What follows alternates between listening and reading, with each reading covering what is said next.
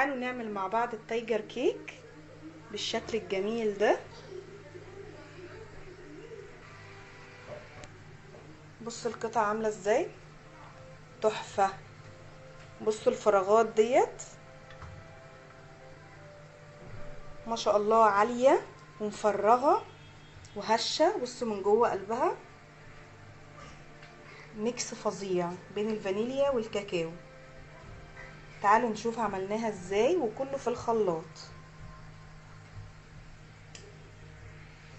المكونات بتاعتي 3 كوبايات كبار من الدقيق، معلقه كبيره بيكنج باودر، كيس فانيليا، 3 بيضات، كوبايه لبن، كوبايه الا ربع زيت، كوبايه ونص سكر، معلقه كبيره خل، وشويه الكاكاو دولت هعمل بيهم الرسمه بتاعت كيكه التايجر. اول حاجه خالص هضيف البيكنج باودر على الدقيق واخلطهم مع بعض كويس.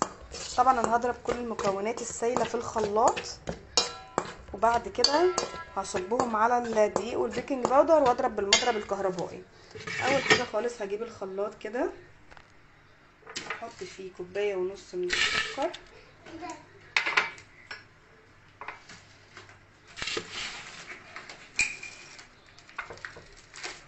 كوبايه من الزيت،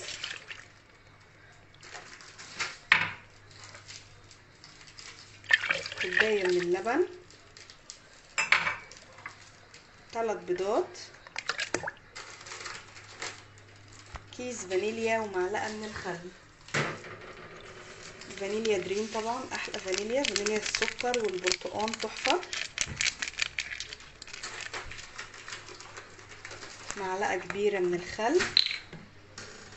دي كده مقاديري لاي كيكه، عمري في حياتي ما هغيرها. معلقه الخل بتدي للكيك طراوه وهشه، وبتخليها هشه وطريه لاكبر وقت ممكن. نضرب بقى كل المكونات دي في الخلاط. ضربت كده كل المكونات عندي في الخلاط، هضيفها بقى على الدقيق. بصوا بقى القوام عامل ازاي، وهستخدم المضرب. هضرب بقى المكونات بالمضرب بتاعي. المضرب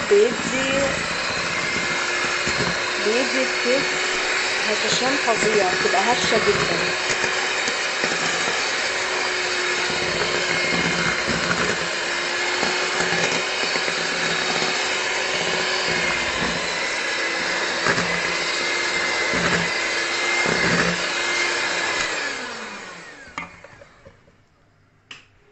بصوا بقى قوام الكيك عامل ازاي. هبتدي بقى اصب كده في الصينيه. هصب بقى كده في الصينيه. لو الصينيه عندك هتلزق بتحطي زيت ودقيق، بتبطنيها بالزيت والدقيق. هسيب بقى شويه كده علشان احط عليهم الكاكاو الخام بتاعي. هضرب بقى كده بعد ما حطيت الكاكاو الخام.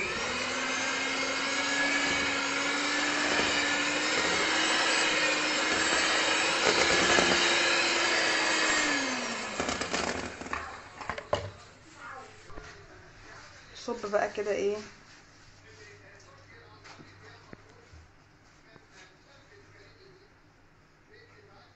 بصوا بقى الشكل.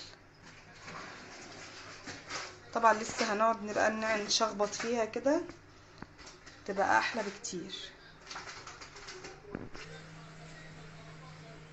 نعمل بقى كده الشكل ده.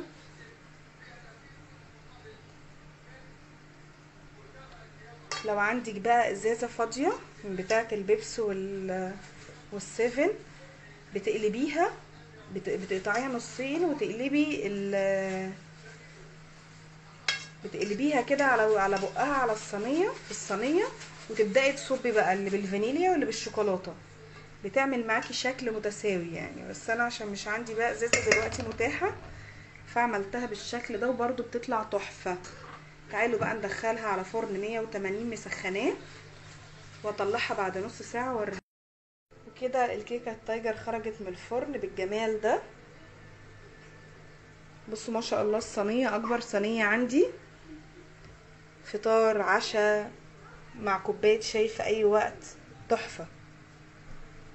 استنوني في فيديو وصفه جديده ان شاء الله.